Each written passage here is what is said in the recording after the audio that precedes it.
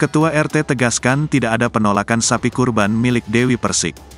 Penyanyi Dewi Persik selesai menjalani mediasi dengan Ketua RT setempat, Malkan, usai adanya permasalahan penolakan sapi kurban. Malkan juga menegaskan tidak ada unsur politik dalam kasus ini, karena dirinya memang tidak menolak sapi milik Dewi tersebut. Dia pun mengatakan semua sapi yang diberikan akan dipotong sesuai ketentuan. Malkan pun mengatakan telah menerima sapi yang diberikan Dewi Persik. Namun tiba-tiba, tak lama setelah sapi diterima, Dewi melalui ART-nya meminta kembali sapi tersebut. Lebih lanjut, Malkan pun mengatakan akan melepas tanggung jawab jika sapi itu tak kunjung diambil hingga jam 7 malam.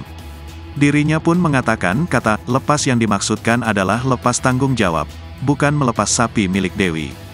Malkan pun tidak menanggapi lebih lanjut ketika ditanyai apakah kasus ini disebabkan oleh salah paham. Yang jelas, kata dia, sapi yang diberikan Dewi sudah diterima.